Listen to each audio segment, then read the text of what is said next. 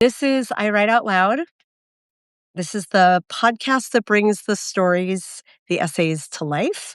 I Write Out Loud is my little corner of Substack focused on creative nonfiction, focused on memoir writing and how the stories that we tell speak to a broader cultural narrative. These past few weeks, those of you who have been here with me know that I have been sharing essays from my past that are telling an arc in and of themselves. And I didn't realize that as I was writing them because I was living them as I was writing them. This is part of the beauty of the I Write Out Loud project, is that it's my essays past and present.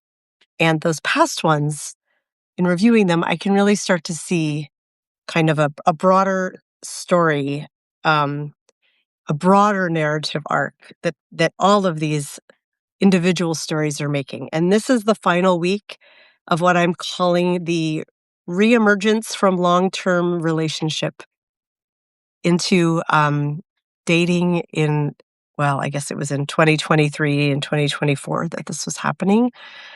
I feel like the ecosystem out there is pretty similar, but the stories that I've been sharing are about individual attempts at connection with men. In aggregate, though, they're forming this broader story about equilibrium versus disequilibrium and how to calibrate oneself romantically, or at least how I needed to calibrate myself romantically. And as these stories have gone on, I can now see through the wisdom of time past and hindsight that I was growing increasingly into a state of disequilibrium. My calibration was really out of whack. And um, I mean, that's a really fancy literary way of saying it. A crasser way of saying it might just be like, I hadn't had sex in 6 months. But it was more than just sex, right? It was a desire for connection, for being seen, and for being desired.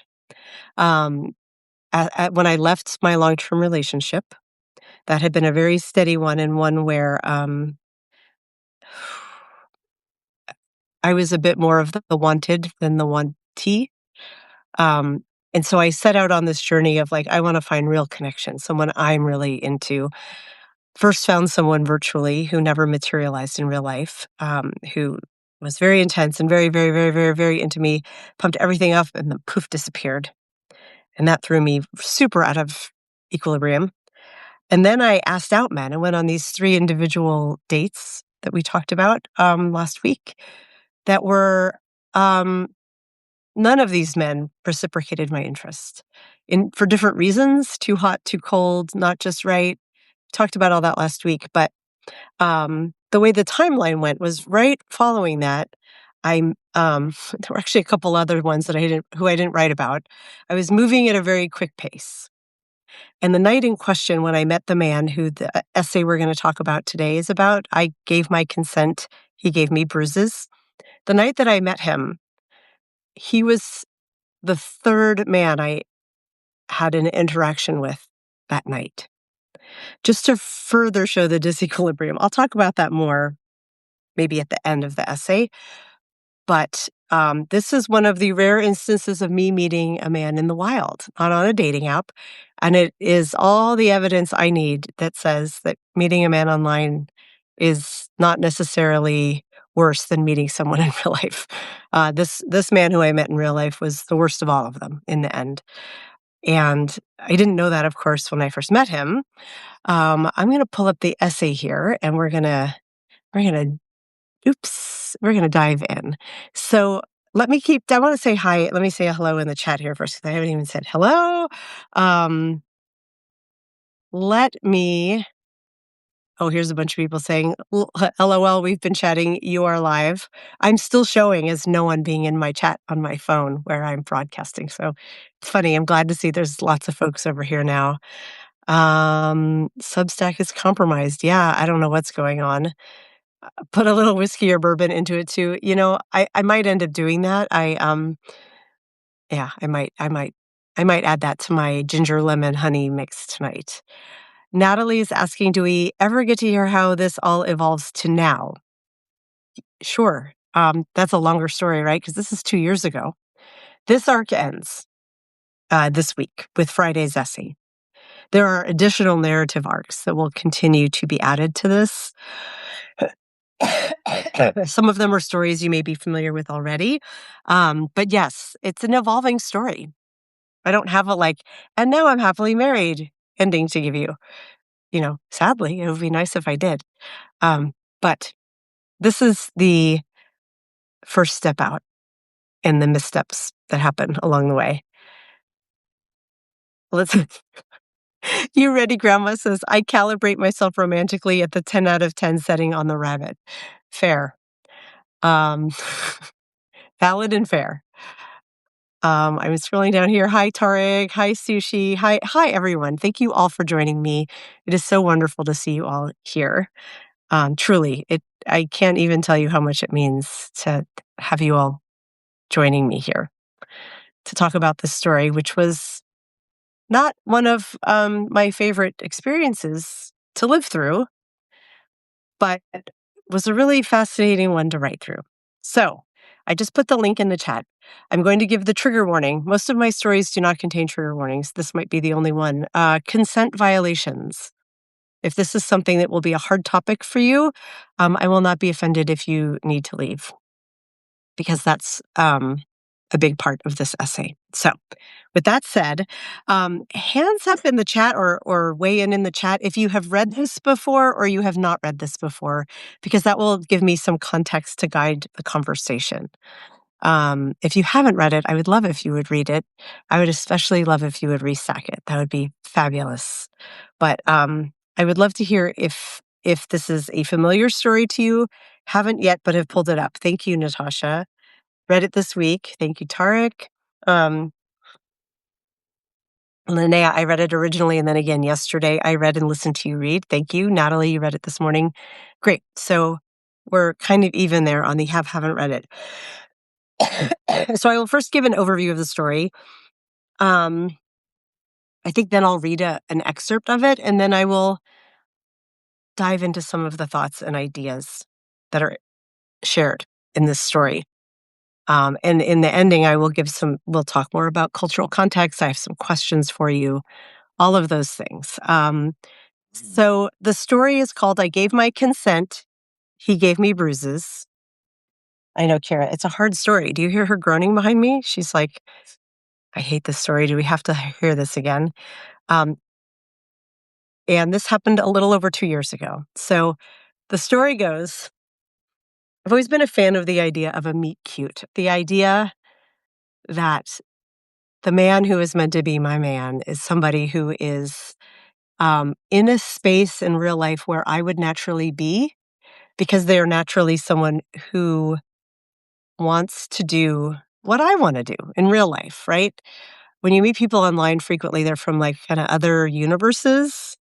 You hope that they're close enough and you have enough in common that you can make your orbits kind of go around each other. But I've always loved the idea of a cute. When I was younger, I used to have this running joke that my dream man, who I named Jeff, I don't know why, he would be shopping in the bulk food section at the natural grocery store near me, and we would bump next to the cannellini beans and agree, yeah, the cannellini beans are so much better than the white navy beans because they're bigger and more substantive. And we would laugh, and then we would fall in love, and we would make, white bean pasta for the rest of our lives together. That's never happened. But this was one of the best meet cutes I could have imagined. I was at my favorite local Chinese food / karaoke bar place you've heard me talk about before. I was with my friends. I won't talk about the other things that had happened in the background, but there was this man there, I mean, gorgeous enough that I never even thought he would consider being into me, really. But both of us, we each sang a song. And we each sang a song by Juice Newton. Now, not exactly someone who people frequently sing, right? But I have a thing for songbird women of the late 70s and early 80s, which Juice is a perfect example. I sang Queen of Hearts. He sang Angel of the Morning. And yes, I know it's not originally Juice Newton's song, but Juice Newton made it her own. Just call me Angel. I can't sing it all right now. But playing with the Queen of Hearts And knowing it ain't really smart. The Joker is the only fool who'll do anything for you. So I'm having the time of my life. And you're asking who that is. You ready, Grandma? Those are her songs. Angel of the Morning. The playing with the Queen of Hearts. I can't sing very well right now, but I think you get the idea. So that is a crazy coincidence, right? Hang on one moment. What? Do you want to come on camera? You want me to sit on the sofa with you? Let's take a moment and I'll stare at Kira. I might have to get up and go get her more treats, but hopefully she settles down. So here we are. We're in this karaoke bar. We have each sung a Juice Newton song, which is adorable. And while he's singing, because I believe he went second, but I'm belting along because I've done Angel of the Morning before. I love the shit out of that song. So I'm singing, Just Call Me Angel, belting along. I don't think that much of it, right? And then a little bit later in the night, this man who, I think he was over 6 feet tall, maybe 6'3", like silver haired, very handsome, nicely dressed, super confident, just comes up to me and is like, you really do it for me. And he's like, he's a little bit buzzed, I can tell, but I don't care. He's just like, you really do it for me. Can I have your number? I'd love to do you want to go out and make out sometime? And here's me coming off of these 3 successive first dates where these men are not interested in me at all. I've had to pursue them really hard to no avail. And then here appears this beautiful man at my favorite karaoke bar singing one of my favorite artists right after I've sung that artist. I'm like, the magic is happening. The hearts are everywhere. And I'm like, yes, sir. I give him my number.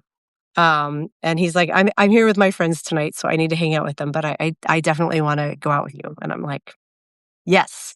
It was forward, but it seemed like finally a man in Seattle who knows how to pursue. All right. We're going to have to do something about this dog. Follow me, you guys.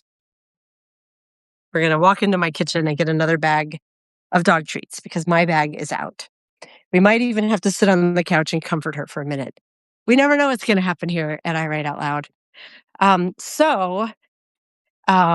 tell him that he should contact me. He asks, which I thought was very nice. And he does. And he says, would you like to go out to dinner and a show with me next Wednesday? And I'm like, yes, I would. First trust earned. He reached out. He pursued me. I am thrilled. And I'm like, this is how it's supposed to happen for me, right? There's all this background. Okay. Yes. Let me pause for 1 minute. I have another treat for you. Would you like it? Would you like another treat? Okay. And there she goes. Nature Dogs, the company that should sponsor my podcasts. Okay. Kira is, I think, feeling better. She's had her medication, so she's going to be on intermittent medication, though, for like a year and a half. Hookworm is a real thing, you guys. Yeah, look at the tail wagging. She loves those treats, so hopefully she'll be quiet. Okay, so we're going blow by blow here. We go out on a date, and he's so charming.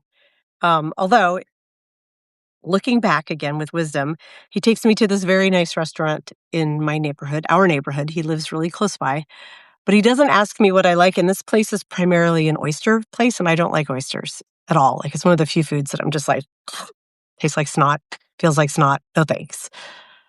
But at any rate, I don't note that at the time. He asks very politely, like, is it okay if I come pick you up at your home? Would you feel okay about that? And I'm like, yes, because you're going to be my boyfriend and we're going to fall in love.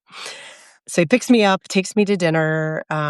So you're going to see a similarity here. I have a cocktail. I don't eat very much because I don't like the food at this restaurant. And then we go to another bar. Actually, we had to wait to get in. So we went and had a drink at a very cute cocktail bar before. Then I had a drink at dinner and then another one at the next bar. We went across 3 neighborhood establishments. So I'm pretty tipsy, which is another lesson learned about discernment.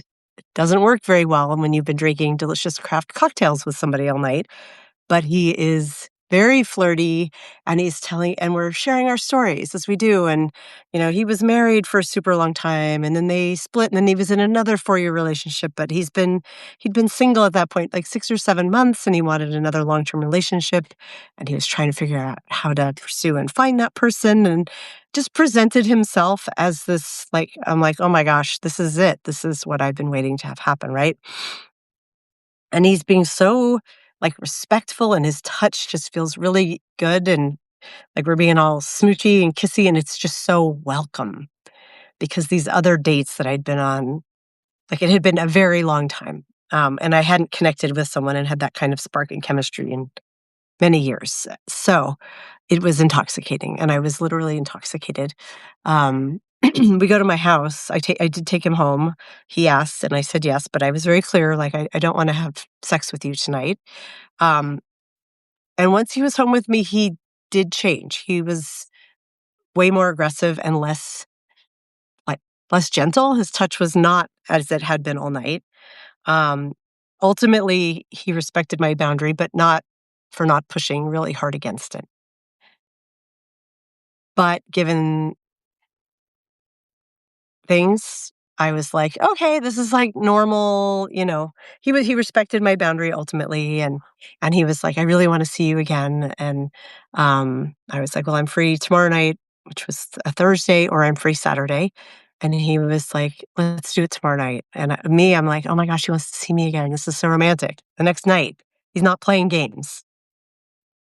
That's where my head was. The other space where my head was, which is not too in the story really, because you have to sort of carve out an arc and you can't always put in all the details, is as I was online dating and, like, looking at profiles, what I was coming to realize, in this reimmersion after a long-term relationship was, wow, nearly all the men who look dateable and interesting to me are not monogamous anymore. Because there's so few of them, I guess, and because non-monogamy is having such a moment, they're all either polyamorous or they're ethically non-monogamous or they're solo poly or they're relationship anarchists. There's a whole vocabulary around this now, but it seems like any guy worth sleeping with is already sleeping with many other women, was kind of my conclusion at this point, and it was not a great realization. But there was a part of me that's like, you haven't had sex in a long time, and you are allowed to have fun on your own terms if you want to, Dana. Like, you're not a child. It might take a long time to find the partner you're looking for. There may be space in there for sort of something in between. And I had prepared myself for this ahead of dating this guy because while he had come off on this first date as like, I'm looking for my next relationship, I'd kind of already done that math in my head. So, for our second date, we're both exhausted because we were up really late the night before and we had been drinking. And so I heard from him, we were both at our jobs, and he was like, "Do you wanna see my place tonight?" 'Cause I'd seen his, and I said, "Of course I do." So that's where this story starts. I'm on his lap, I'm straddling him on his lap. This is one of the most provocative stories I've written in terms of it actually being a bit explicit. But we are, like, negotiating at this point of, like, how is this gonna happen? It's clear this is where this is going, and he says, "Oh, you did mention last night that you are not, you don't want one night stands, and you're not casual about this, but I should let you know, like, I'm not looking for or, like, I'm dating other people." I can't remember how I worded it. I did put it in the essay. He says, "I wanna be upfront that I like you, but I'm not looking for anything exclusive right now." And at any other point in my life, before or since, that would have been a hard, like, screech on the brakes. But like I said, I'd done this math in my head, and I was a little far gone at that point, that I was like, I had already decided this was going to happen, and I was like, "Maybe I can shift who I am," which is very deeply monogamous when it comes to relationships. Um maybe I can try what and see what it is like to have a relationship that is not monogamous at the beginning and see if it evolves or not and date other people, but have this also. I was like, that could be something that might work for me instead of just being hungry and sad and like, you know, watching men go by who I don't want to date. And so I say yes. It is abundantly clear in hindsight how manipulative a tactic that was, especially given everything we talked about the night before and his "I want a partner" and a da da da da da. This was a total bait and switch right up at the moment of consent. That if he had said those things the night before when it would have been honest, I would have been making a more grounded, honest choice. But instead, he waited until it was likely that I was going to continue, which I did. I don't always think that well. Like, it sometimes takes a while for me to process things emotionally. Um, and so I tend to be quite reticent about getting into new relationship. But in this case, it worked to his favor that my processing, I was like, we proceeded, right? So, but I say quite clearly before that happens, like, this isn't entirely what I want. Um, but I really like you. I would like for this to happen. I'm not interested in a one night stand. And if that's what you want, like, please let's not do this. If you would like to have an ongoing relationship with me that is non monogamous, though, um, I'm interested in trying that. And he said, absolutely, I really like you. And I want this to start. So to quote Juice Newton back, for it was I who chose to start, is the line in Angel of the Morning, his karaoke song at our adorable Meet Cute. And so we go to his room, we have sex, sort of. I hope it's clear from the writing that some of the things that happened without me stating exactly what happened. But it was not great. And at the time, I wasn't in a bad emotional place. I actually felt pretty empowered about what I was doing. Of like, I want to try something different.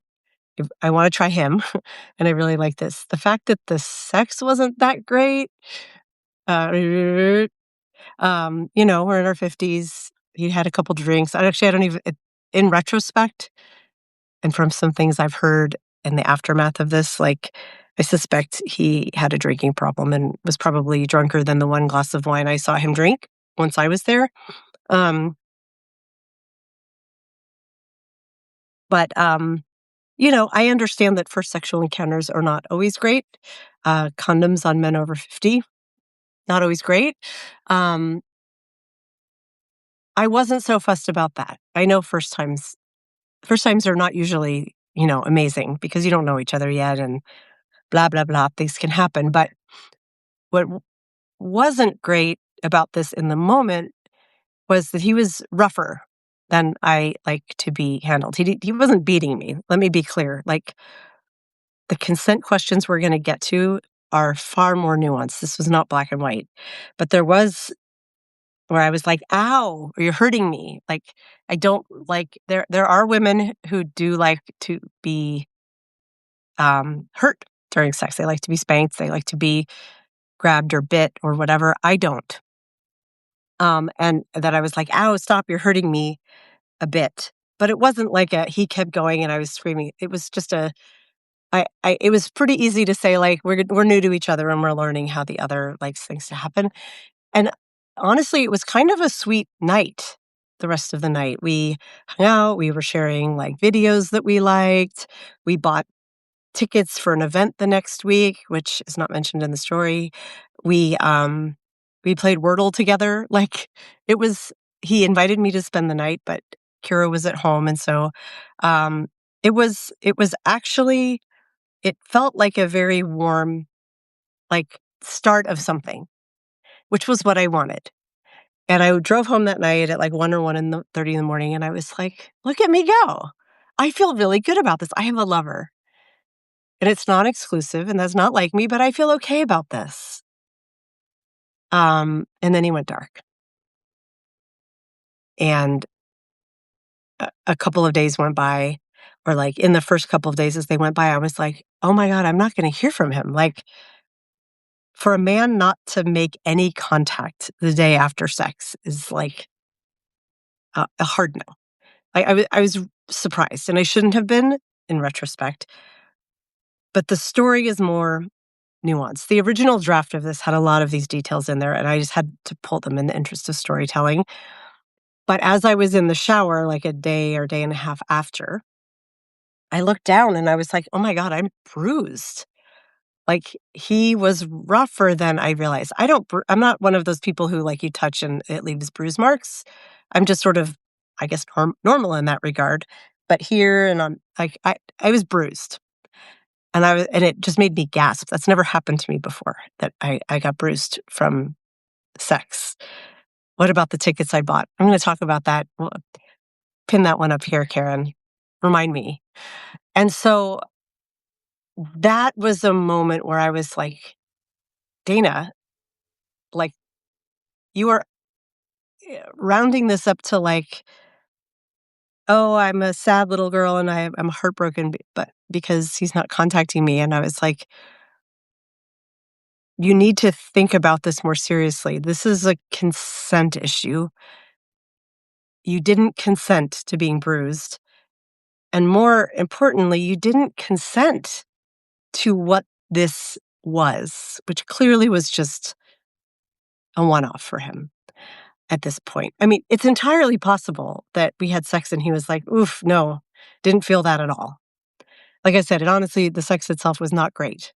I would say more on because of him, because of me, but we'll put that down. Maybe he was very bad at it because he was like, "Ooh, I don't like your body."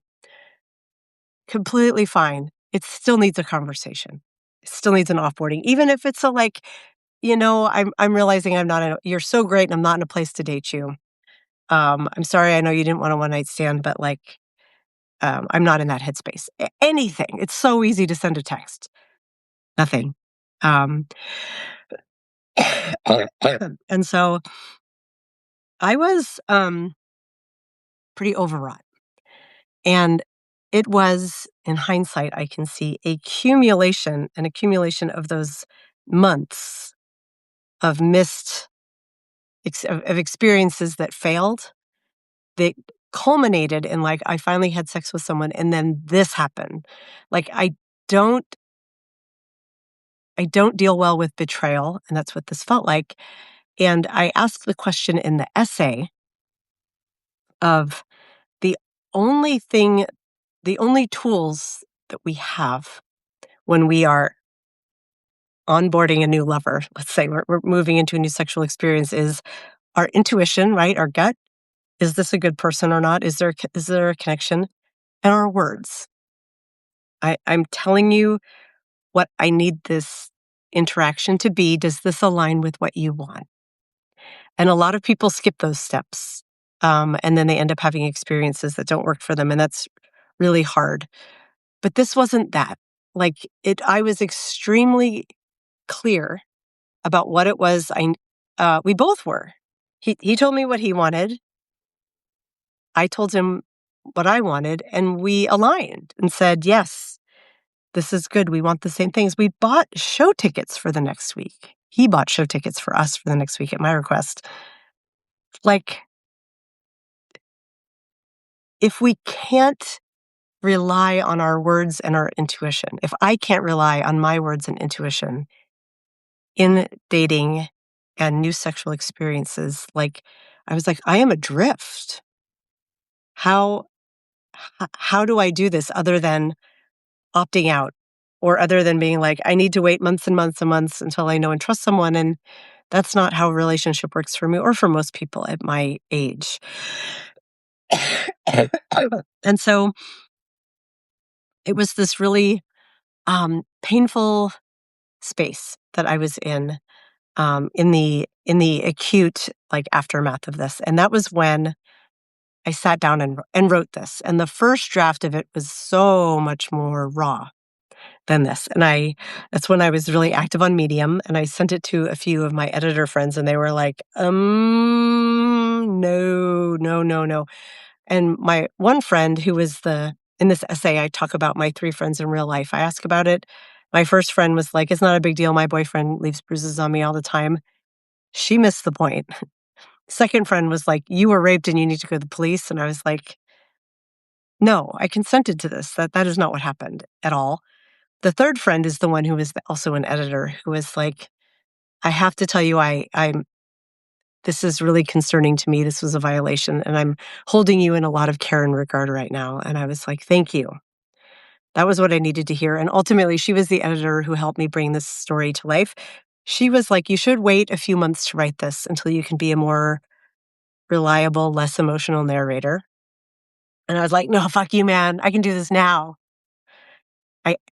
And I did. But it was more this urgency of I need to write it while it's hot.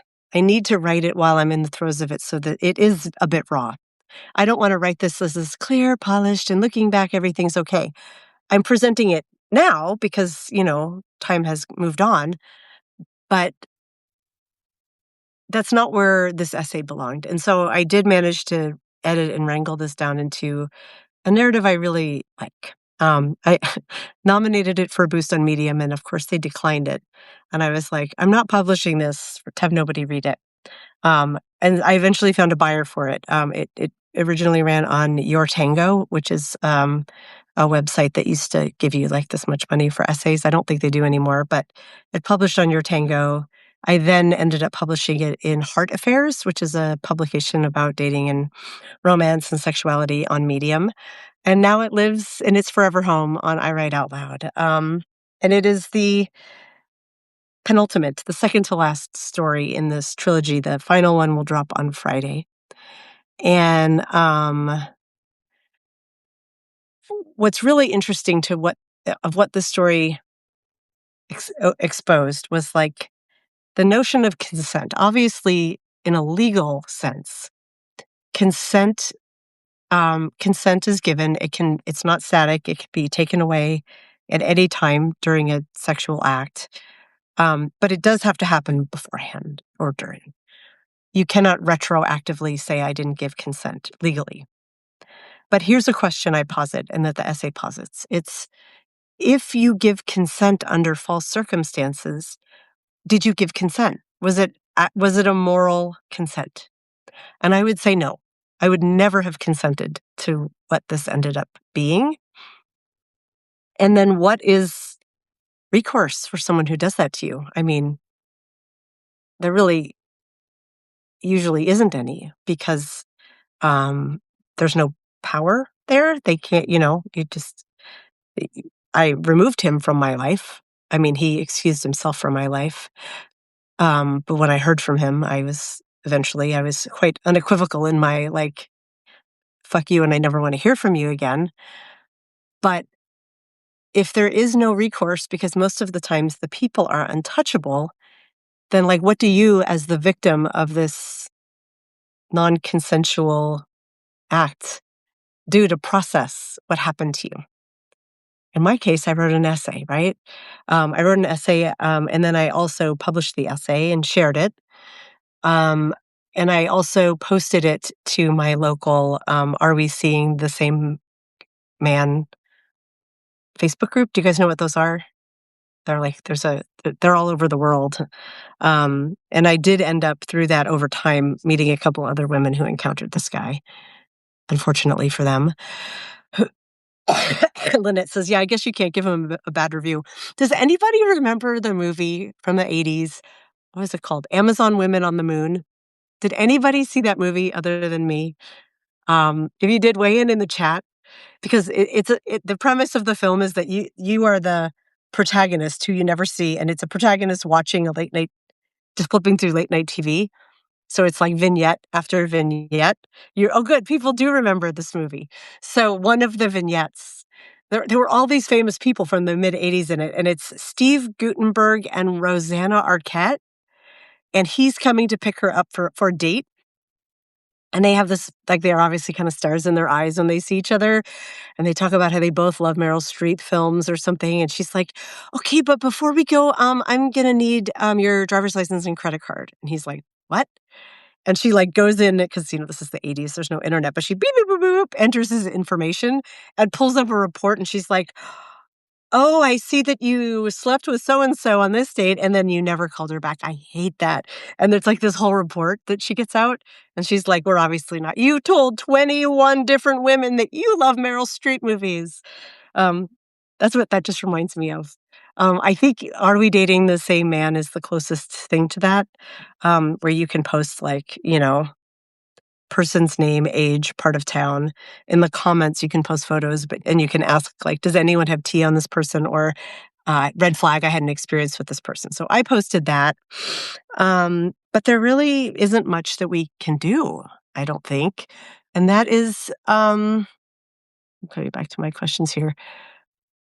That is a very, well, it's like a disconcerting place where I've talked about this before, that when a relationship of any kind ends, in this case, it was a very short and sexual relationship. Generally, it's not two people who are like, "Hey, we're done. Thank you. Goodbye." And there's no heat about it. Generally, there's like an energy to the relationship, and if one person unilaterally pulls out, the other person gets stuck with all the weight. And that was very much the case here, right? And how do you process that weight, that betrayal, that anger, the resentment, the heartache, whatever it is?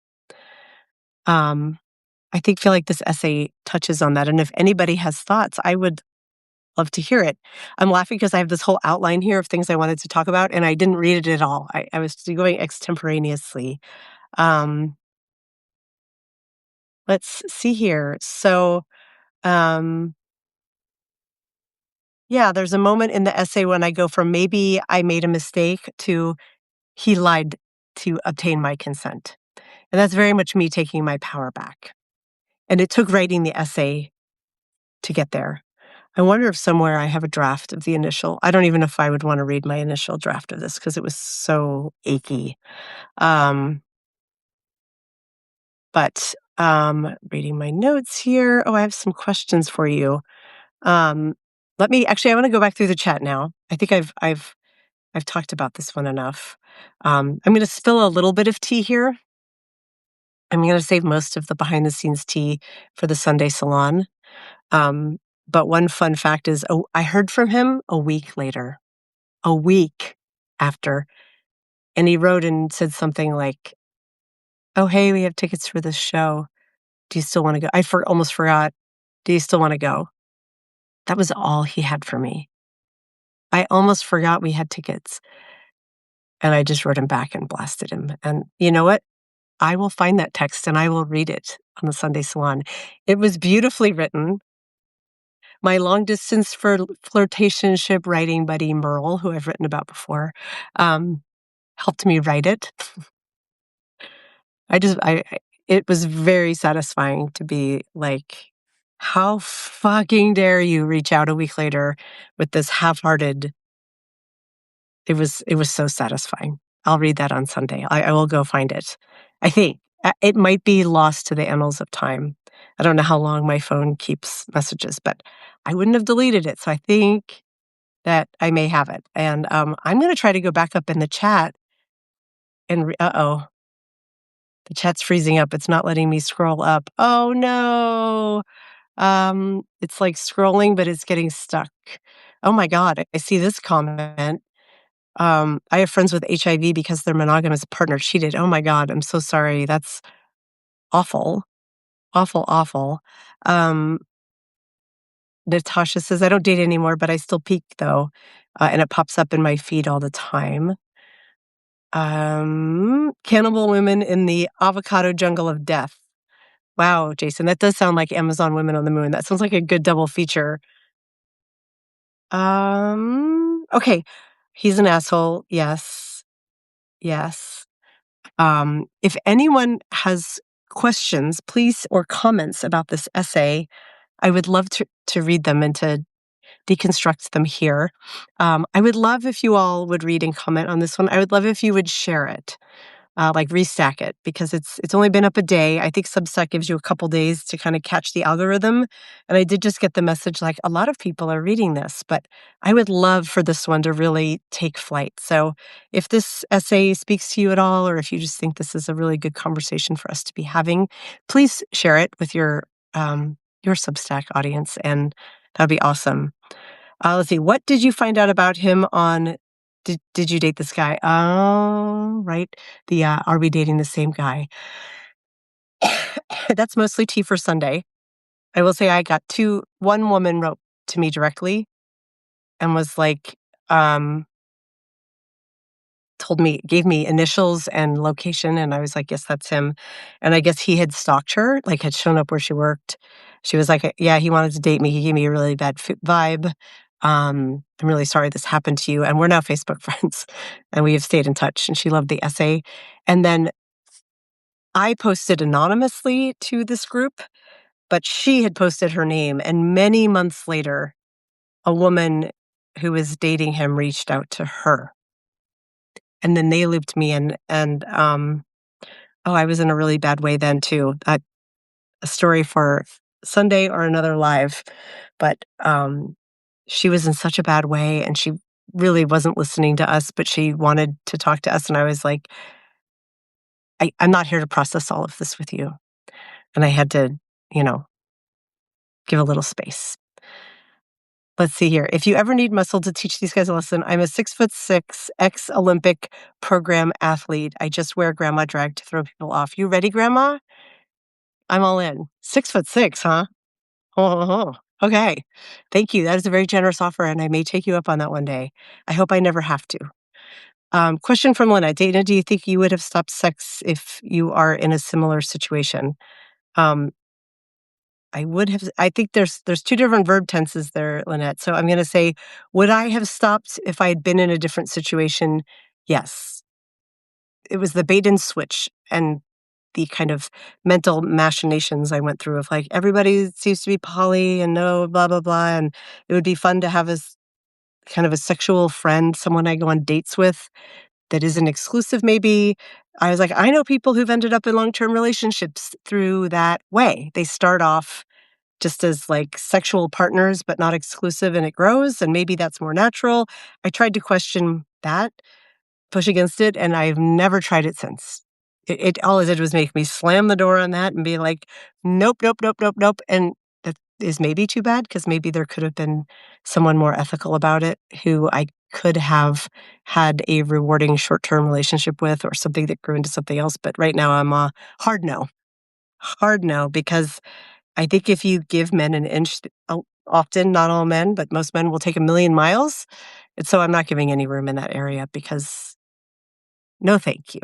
He kind of changed the contract. Maybe you should say stop. Yes, I think having been through this experience, I am now a lot more measured about how I onboard, and I absolutely would have stopped this.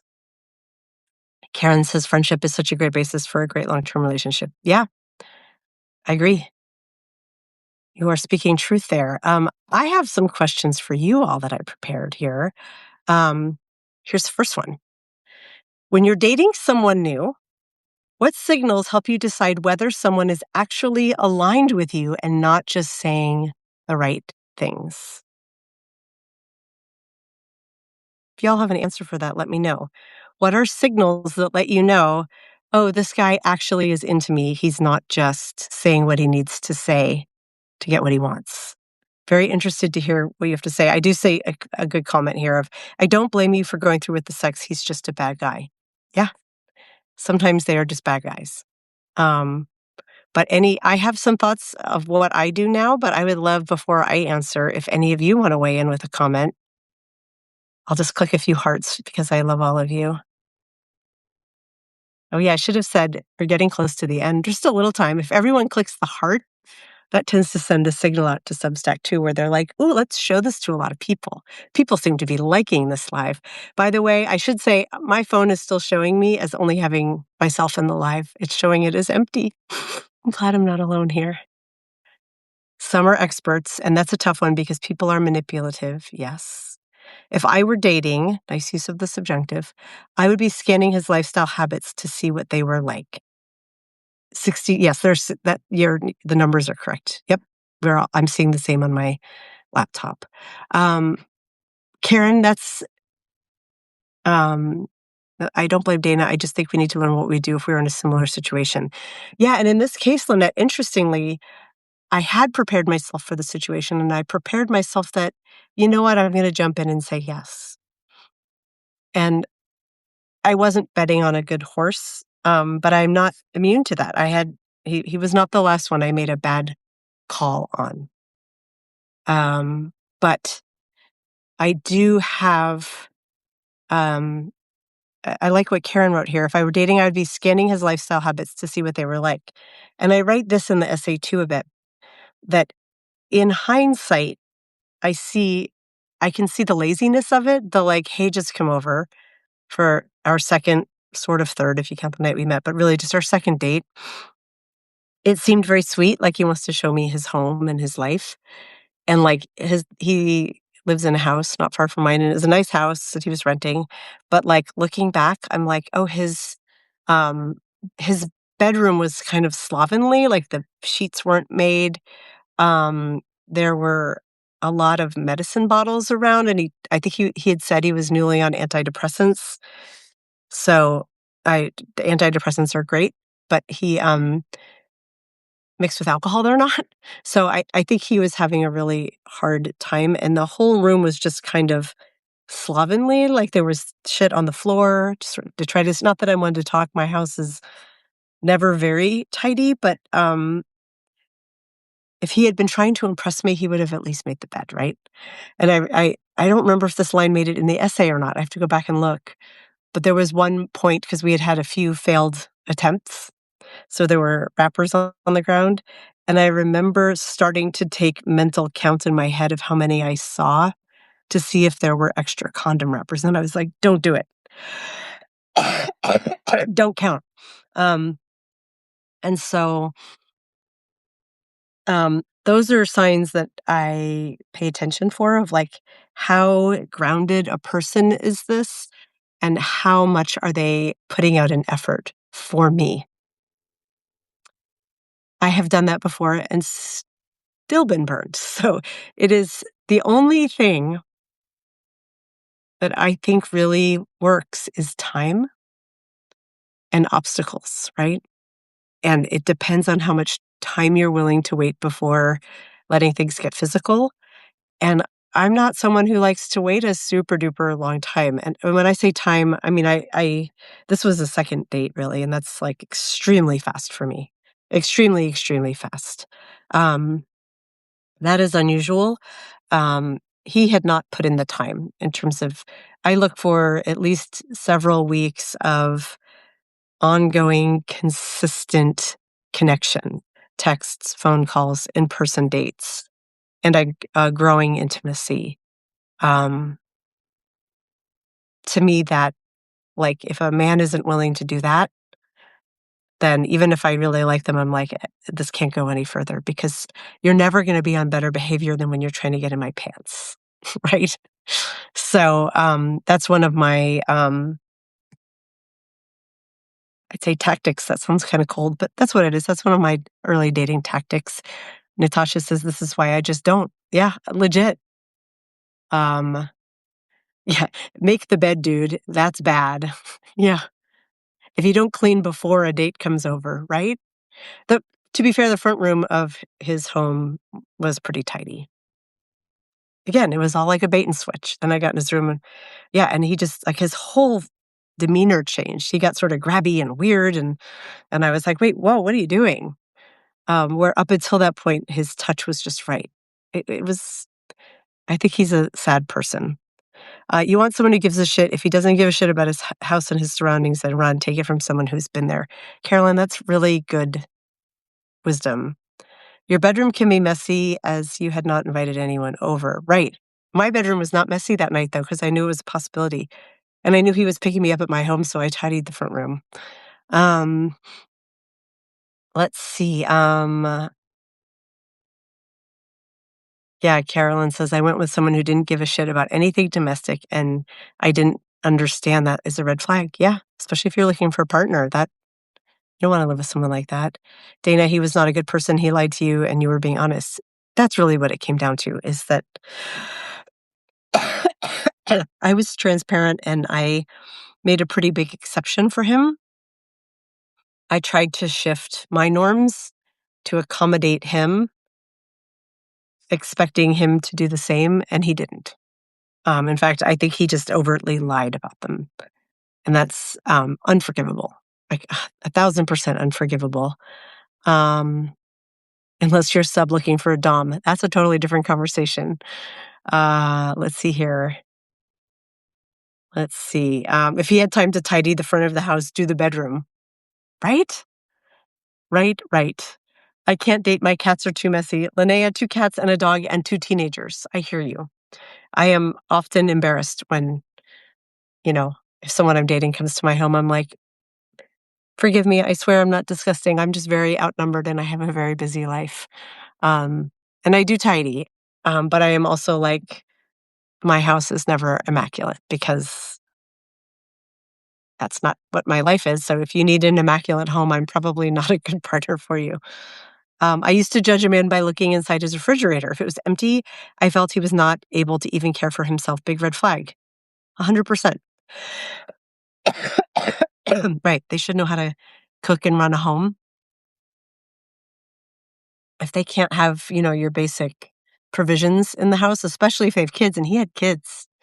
Um, yeah, we didn't even get into that part of, he had one of his kids was gender nonconforming, and so he was all like, "Oh, I love that you write about that and that you also have had this experience. We have so much in common." Like, in retrospect, I'm just like, "Fuck you for using my kid to get to me too." Like, ugh, just so frustrating. He did have kids. They were a little older than mine, so I think one was in high school and one was just out of high school. Another question. How do you think about consent when the issue isn't force, it's honesty? If someone agrees to your boundaries but later behaves in a way that contradicts them, does that change how you understand the consent you gave? And I feel like we've kind of touched on this a lot already, right? But like, um, can consent be retroactively withdrawn? Not legally. This is not a court of law. Like, then we'd have a bazillion court cases that no one could prove. All you'd have to do is, yeah, that's it. It's clearly not a legal path, but a moral path. My house was never cleaner before bringing a date over, right? That's the way it should be. You're showing your A game, right? Uh, Karen is saying yes and then no with exclamation points. I'm not sure which is, if it's yes or no, Karen, to the question of, can consent be withdrawn if it was obtained under false pretenses? Lawrence and I were having a fascinating conversation about this. Lawrence, my best friend and partner in the Daily Whatever show, he has a totally different situation, but there's a similar plot twist of like someone consenting when they had no idea what they were actually consenting to. I don't know this to be true, but it seems that people like to chase, and after they chase you, the adventure for them is off. Yeah, for sure. For sure that's the case. And it's never really made sense to me because to me, um, the best sex is rarely the first time you have sex. And so what I was offering this man was like ongoing access to me and my body in a non-monogamous way. Like, why would he not put in the minimal effort to keep that going? That's how little regard he had for me and for himself, honestly. Like, um, but also he was very good looking, very tall and very handsome, and is probably drowning in options. And so he didn't have to care for me. And that is the sad truth of it. Um, Especially if they lied to gain consent, though. Legally, that's illegal.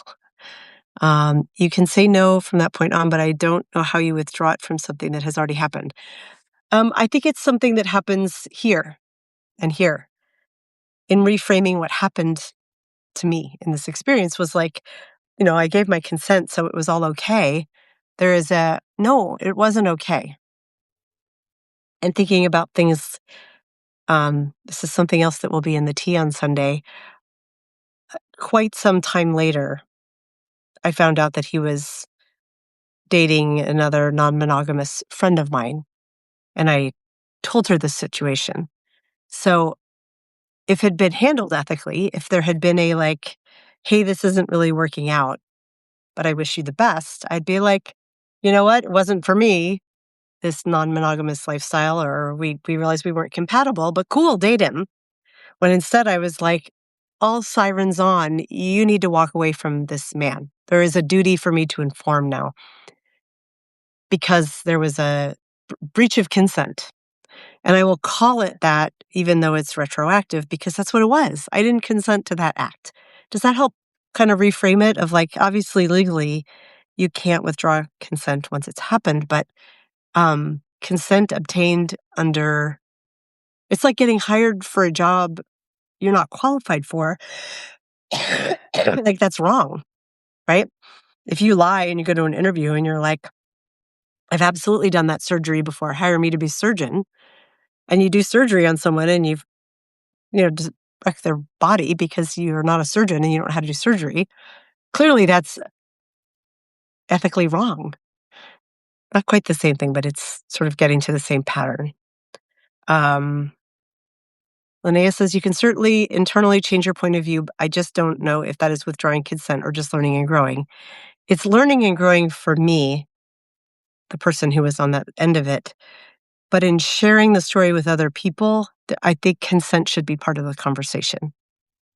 And the idea of saying, when you give consent, if the other person was lying to you, you didn't really fully give your consent. And to say, like, it's a different sort of being victimized. It's a different sort of violation. Um, and one thing that was, oh, I know we're at time, but I didn't get into this point of like, when I told friends the story, most of them really glommed onto the bruises. And they were like, that was the big violation, was that he harmed you. He bruised you. And I was like, those healed pretty quickly. Like within a week or two, they were gone. But the internal bruises were way worse. So for me, the consent wasn't around, I didn't consent to being marked and to being injured. And I was telling you, ouch, and you didn't stop. That's a gray area around consent, right? But the emotional damage of saying yes to something, damn it, under false pretenses, that was left bruises that were far deeper. Um, that's where the title is. He gave me bruises. It was the internal ones that did bigger damage, that were the bigger consent violation. Yes, you entered into an agreement based on false information. The contract is void. He requested consent in bad faith. This is all the language that I mean. At this point in my life, I just assume most people keep me around because I'm useful, not because they respect or like me. Oh, you ready, Grandma? I hate to hear you say that. I only know you, virtually, and I like you very much. And I have respect for you. He definitely lied, and he definitely should have respected the owl. Yes. Based on new information that comes to light, I believe it changes the agreement and the contract is null and void. Yes. All of that. Thank you for the hearts. You ready, Grandma? Um, part of the problem is my tea is no longer hot, so it's no longer soothing. You all will be happy to know that my doctor, who I talked to on the phone today, prescribed me some codeine. So I'm going to sleep so well tonight. And hopefully once I get a cough. Did you all hear that? I don't know what that was. Someone breaks in my house. If I disappear, this is where it happened. Grab the flamethrower and heat it up. Yeah, I wish I had a flamethrower close by, but I do not. Go heat up your tea. We can wait. Oh my God, you're so sweet. I think I will finish off this live and then I will go make a fresh, proper cup of tea or heat this one. So that's where this essay ends with me after being so destabilized for so long, I've tried to wade these waters, just kind of in shreds a bit on the floor. I mean, I'm resilient. This didn't like utterly destroy me, but this one walloped me pretty hard. And I have one more essay on Friday that will complete this arc that is a form of a very happy ending. You'll be happy to know.